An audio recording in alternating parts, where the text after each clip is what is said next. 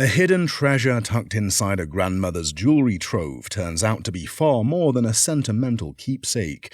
The guest reveals she stumbled upon it by chance, only realizing it was a watch long after inheriting it.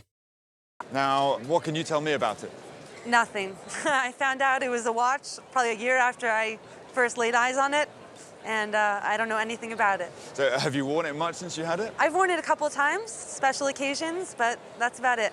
Unveiled is a Cartier bracelet watch from the 1950s, a secret timepiece disguised with elegance and ingenuity. Crafted in 18-karat yellow gold, it features a rare Jaeger-LeCoultre backwind movement cleverly hidden on the reverse. Cartier's mid-century designs were celebrated for merging high fashion with mechanical innovation, and this is a striking example. Cartier, from this type of era in the 1950s, they really made some of the best examples, in my opinion, of jewelry and watches that you tend to see today. Yeah. But the craftsmanship of the bracelet is exceptional, it really is. The bracelet's craftsmanship is intricate and unmistakably refined, a hallmark of Cartier's post-war luxury era. Its sleek, hinged cover disguises the dial completely, true to Cartier's mission to make utility effortlessly beautiful. Unlike mass-produced models, this piece is exceptionally scarce, making its rarity a major factor in today's market. Being worn only sparingly, it has maintained pristine condition, enhancing both its appeal and value. Cartier's collaborations with Jaeger-LeCoultre were legendary, producing watches that are highly sought after by collectors today. The guest takes a stab at the value of the piece, but the appraiser shows she is way off its true value. Like an Art Deco watch? Have you ever had it valued before? No idea. I took guesses with my dad in the car ride here. I said 5,000. And what did he say? He said 11,000. At auction, this Cartier bracelet watch would command a retail value of around. I think if it was to sell at auction, $15,000. Wow. I wouldn't be surprised at that type of number. It's stunning. Oh, it's probably beautiful. one of the nicest of its type I've ever seen. Oh, thank you so much. A modest auction bid to support a local museum ends with the guest unknowingly acquiring a masterpiece of American art. She was drawn to its fluid lines and river scenes, captivated by how it mirrored her own love for water and life along the river. I chose to bid on this at an auction for the purpose of raising money for our local museum. And I was fortunate enough to gain possession of this. Revealed is a pen, ink, and sepia wash drawing by Thomas Hart Benton, a pillar of the American regionalist movement. Now, what you brought to us today is a watercolor and drawing. You can see that the artist probably started out with a little bit of pencil here, and then he uses pen and ink, and then sort of a sepia ink wash painted with a brush to highlight various elements. Benton, known for his vivid murals and Midwestern landscapes, painted with a bold realism that captured the spirit of 20th century America. This piece likely dates to around 1940 and was exchanged between Benton and fellow regionalist painter John Stuart Curry. A handwritten note on the back from Curry's wife confirms the artistic trade, adding rare provenance to the work. Benton's regionalist peers focused on everyday American life, and this river scene pulses with both narrative and nostalgia. Though the mat shows signs of aging, the drawing itself remains wonderfully preserved, a testament to its lasting craftsmanship. Benton's drawings, though more accessible than his million-dollar oils, are still highly sought after in today's market. The guest paid just $500, unaware of the historical and artistic value hidden behind the frame. With American art in high demand, especially Benton's, this piece now carries significant weight in the collector's world. In a gallery setting, this drawing by Thomas Hart Benton would be valued at. In the gallery would be $30,000. Thank you for this information. What began as a family lamp, shattered by a pair of mischievous kittens, turned out to be a hidden ceramic gem with roots in Southern art history. Passed down from her great-grandmother, the guest inherited what she thought was just a beautiful old lamp, until a sharp-eyed friend spotted its true identity. My mom gave this, what is now a vase, it used to be a lamp to me. It was my great-grandmother's, and she had it in her house as a lamp for many, many years. And when she went to the retirement home, my mom got to pick it out and brought it home with her. A couple years ago, she got 2 young boy cats, and they were playing in the house, and she came home, and it was knocked off, and it had broken the lampshade, but luckily the vase was completely intact. Featured is a tall, carved, glossy vase from Newcomb Cottage Pottery, crafted around 1908 by noted artist Leona Nicholson. Nicholson, trained in both New Orleans and at the prestigious Alfred University in New York, was a pioneering figure in early 20th century American ceramics. Newcomb Pottery was part of a movement empowering women through art, with each piece combining academic skill and Southern inspiration. This is one of the greatest pieces of Newcomb College I have ever seen. And I've seen a lot of them. Well, that's wonderful. It's glossy, it's carved, it's tall, it has orange, which is so rare. Really. This particular vase boasts rare orange hues, a gleaming glossy finish, and stylized tree motifs, hallmarks of Newcomb's finest work. Despite being drilled to function as a lamp, it retains remarkable integrity and striking visual presence. Its tall form and expert carving make it stand out even among seasoned collectors' favorites. While the hole in its base reduced its value, the piece is still among the most impressive examples the appraiser had ever seen. Originally considered a humble heirloom, it's now recognized as a treasure of the arts and crafts movement. Had it never been altered, this vase might be worth nearly double, but even in its current state, it commands serious attention. At auction, this Newcomb College vase would fetch between From $30,000 to $40,000. Really? Oh my gosh. Had it not been drilled. Oh no.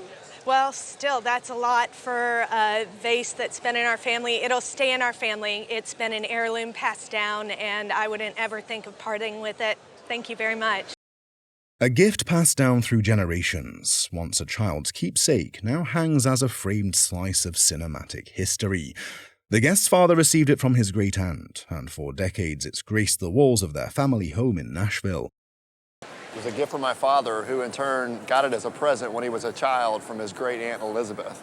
He has 3 siblings and they each got one, but my dad got this one, and it's hung on the wall in the house in Nashville for my entire life. Unveiled is an original animation cell from Walt Disney's Fantasia, specifically from the legendary Sorcerer's Apprentice sequence.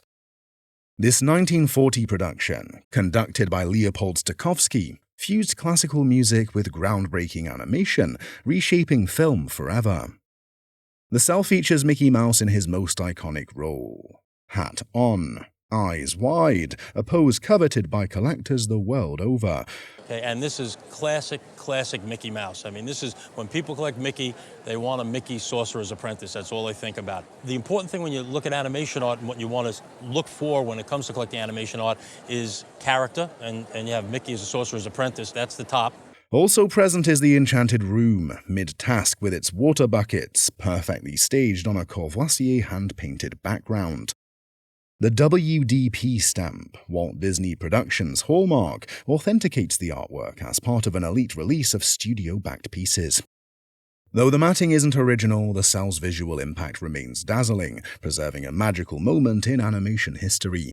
Matting would have been a cardboard mat that had very fine pen writing along the bottom here that would have said Walt Disney Fantasia on it. Okay. Collectors value character clarity, pose, and context, and this piece checks every box with nostalgic precision. While the animation art market has shifted, certain classics remain evergreen in value and demand. Once simply a childhood gift, it now stands as a collectible of cultural significance and artistic charm.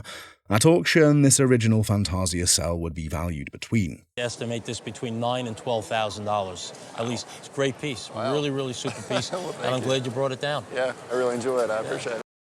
An heirloom passed through generations, this silver tureen carries not just family history, but echoes of a divided nation's past.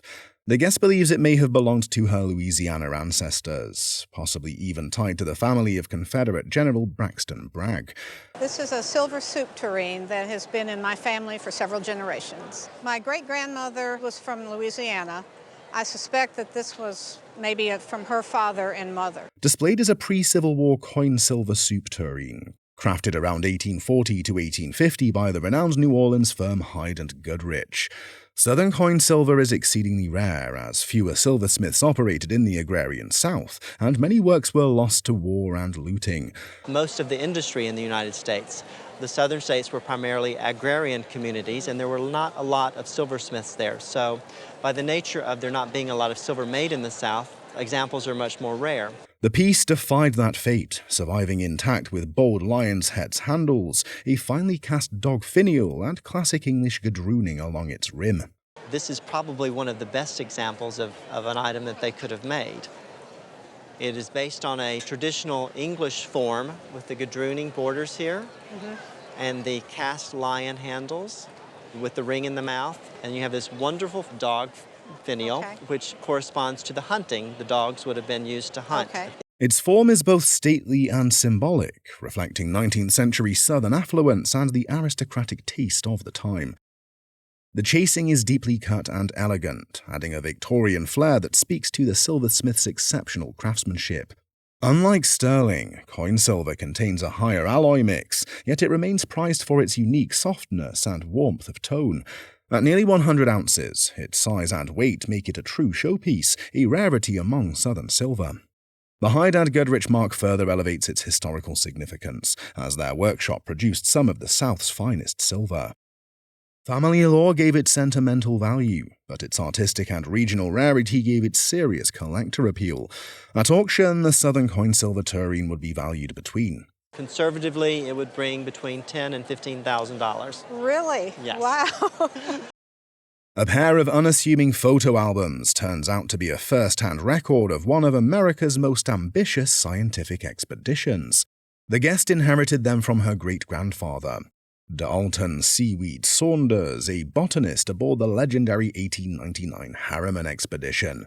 These are a set of photo albums that were souvenirs given to the members of the Harriman expedition. My great-grandfather, Dalton Saunders, was one of the scientists on the expedition.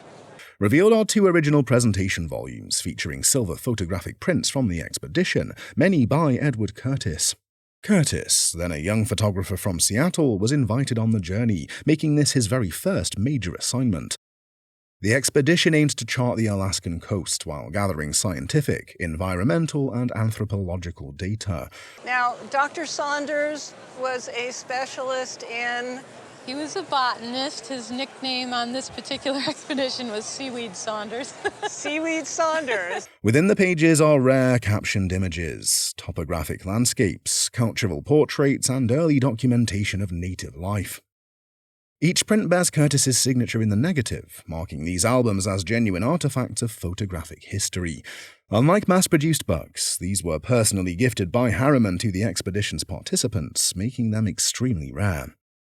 The Harriman expedition was a very well-populated expedition. Harriman not only invited scientists, but his entire extended family to go on this adventure. The original silver prints elevate the set far beyond typical documentation, into the realm of fine art and historical treasure.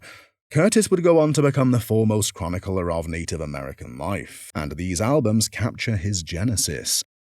Their scientific and cultural value, paired with photographic pedigree, make them highly sought after by collectors.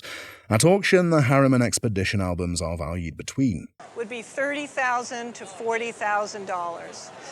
Thank you so much for bringing them in. Oh, wow. Thank you. Oh, boy.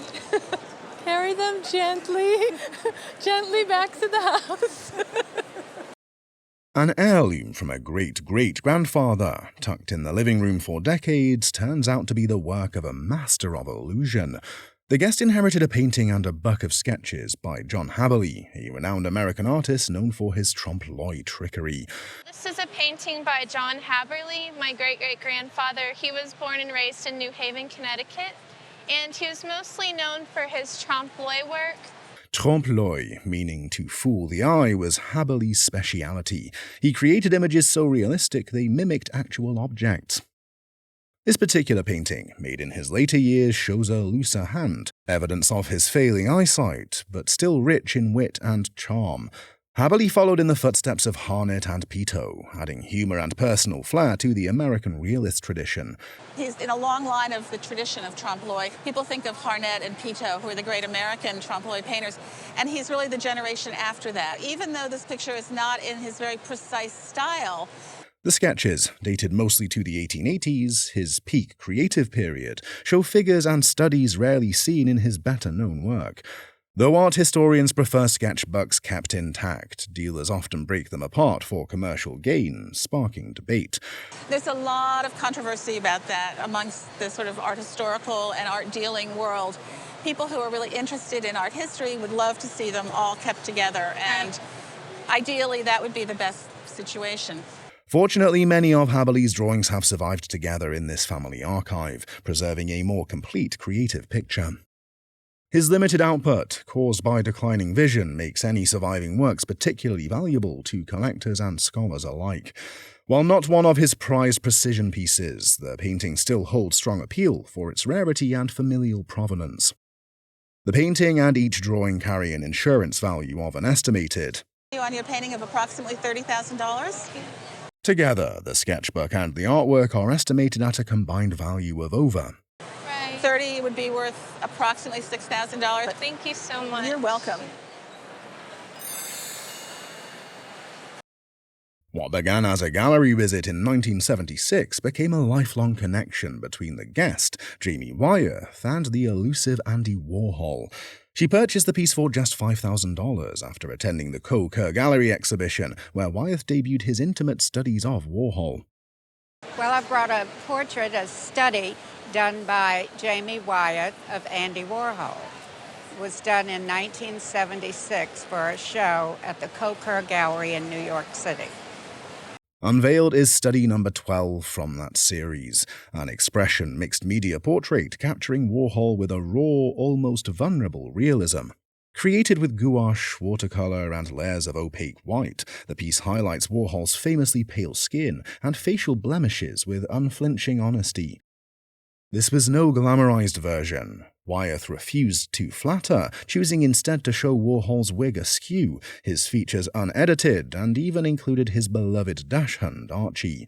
The pair of artists had a surprising friendship, despite their radically different styles, Wyeth's traditional realism and Warhol's pop iconography. And you kind of think of them as complete opposites, but in fact they had quite a nice friendship and a lot of respect for each other and each other's work.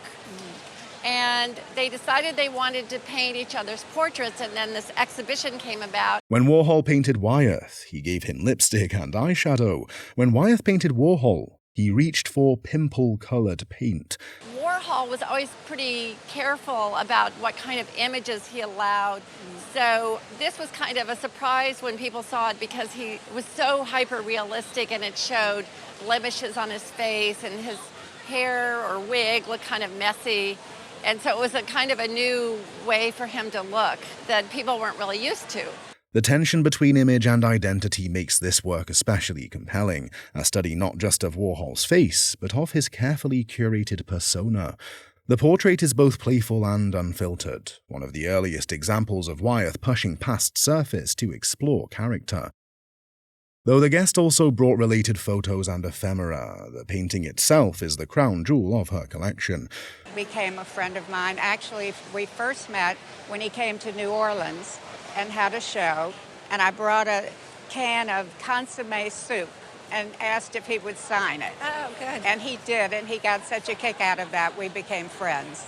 Once a personal purchase rooted in friendship, the piece has grown into a significant artifact of 20th century American portraiture. Today, this Jamie Wyeth portrait of Andy Warhol carries a retail value of approximately The retail price for this painting, the portrait of Warhol, might be around $75,000. Wow. A family legacy born from a corporate post abroad. These silver figures were collected while the guest's great-grandfather worked for Standard Oil in London. From the late 19th to the early 20th century, the family gathered a charming array of European silver, clocks, furniture, and, most delightfully, these animal curios. My great-grandfather worked for Standard Oil in New Jersey and was sent to Europe in some sort of official capacity, and they lived in London. And when they were there, they bought a bunch of stuff, you know, from furniture to painting to clocks to silver.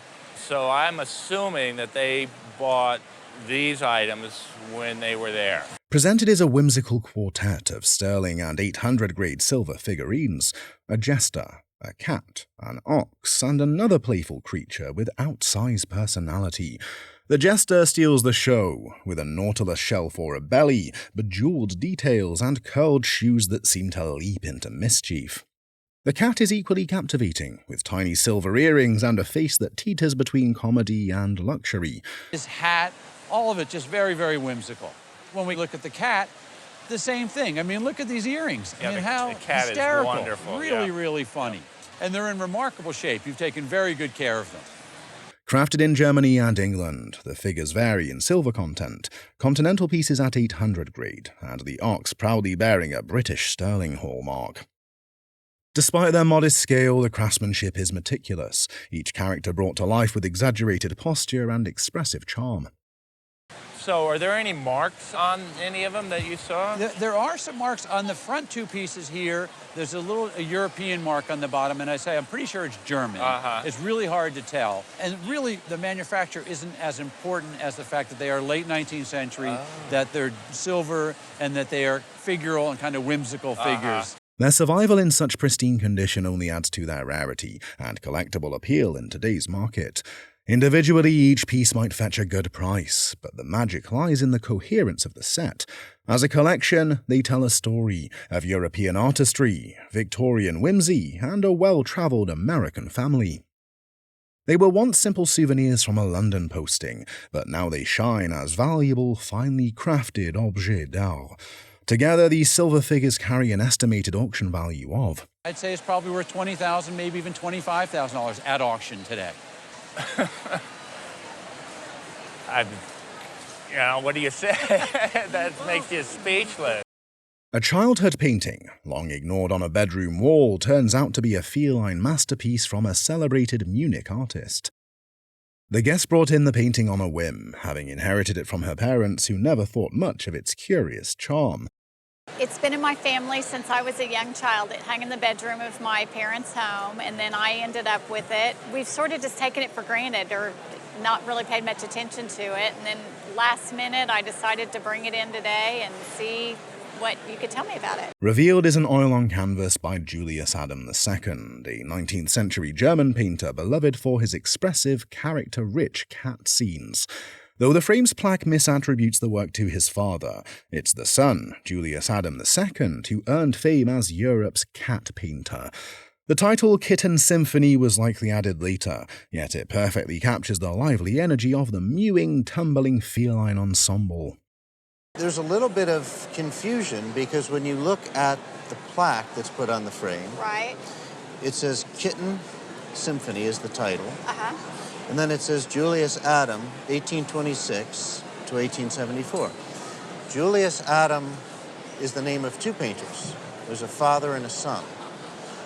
Julius Adam Sr. is the artist whose dates comport with what's on the plaque. Julius Adam II is the artist we believe painted your picture. Adam's works blend genre painting with animal portraiture, giving cats the same gravity once reserved for nobility and myth. This one, painted in the late 1800s, carries all the hallmarks of his best work: tight brushwork, subtle humor, and anthropomorphic charm. Interestingly, there's a thriving market today for pet-themed art, with dedicated auctions just for dogs and cats. Collectors prize Adam's paintings not only for their skill, but for the affection they radiate. Each canvas is a love letter to the domestic cat. Though long taken for granted, this once overlooked piece now commands real attention and historical value. This kind of theme is very popular today. You have auction houses that have auctions just of cat themes, just of dog themes. As an auction item today, this Julius Adam II oil painting would be estimated between... Your painting would be worth $8,000 to $12,000. Wow. Okay.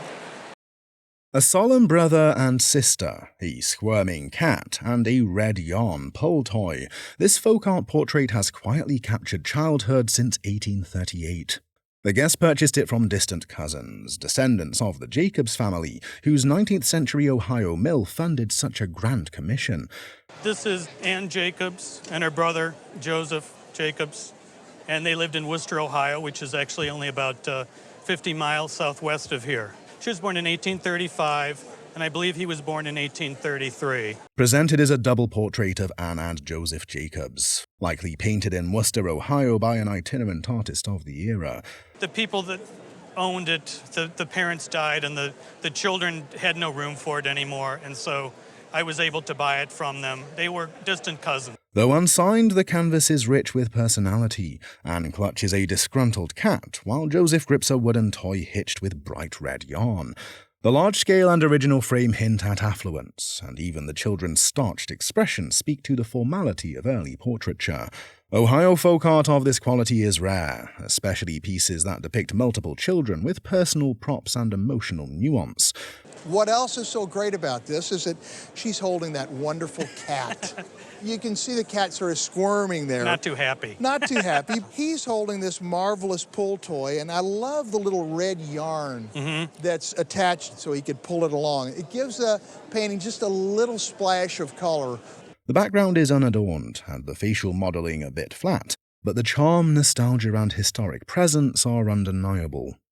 It's had a little bit of conservation, and you can see here, for example, that there's maybe a little bit of in-painting there. I would like to have seen a little bit something in the background to really sort of bring it all together. But above the painting is the original dress, and the wagon as depicted in the painting preserved for over 100 years. Over the years, the painting has been gently conserved and relined, with only minor in-painting done to preserve its vivid appeal. The guest paid $20,000 2 years ago, enough to borrow from her father just once in her life, but the gamble has paid off. I paid a lot for it because I really, really wanted it. I paid $20,000 for it. Well, you know, and it was the only time I ever asked my father to borrow money, too.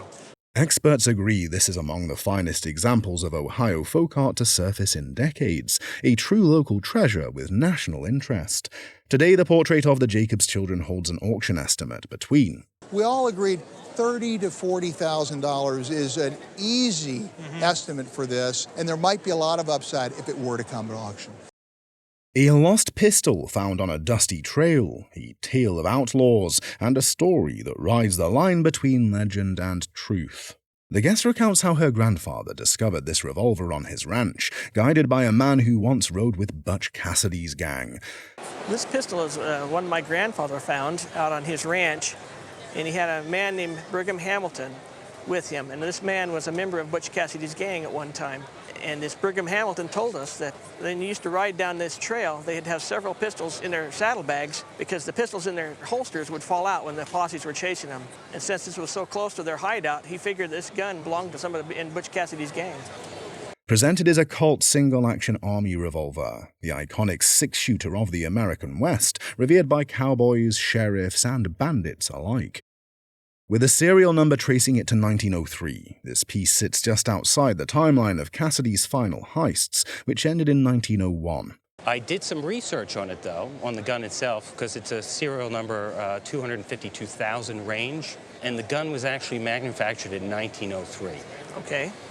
So unfortunately, your story probably is not correct. Oh. Despite that historical mismatch, its connection to family lore and a photograph of Brigham Hamilton with Cassidy himself keeps the myth alive. The initials JAM carved into the grip likely stand for the guest's grandfather, giving the gun a personal, generational anchor. Your pistol is in fairly good condition. There seems to be a carving over here in the grip, and it appears to be some initials. You think you know what they are? It looks like my grandfather's initials to me. JAM. The revolver remains in solid condition, with original parts and a well-worn grip that whispers of long rides and open plains. Had it been definitively linked to the Wild Bunch, the value might have climbed to $5,000 or more. Guns with outlaw provenance carry a premium. But even without Cassidy's fingerprints, the Colt embodies the romance of the Old West and a legacy passed down by campfire tales. Collectors prize this model not just for its craftsmanship, but for its starring role in America's most enduring frontier stories.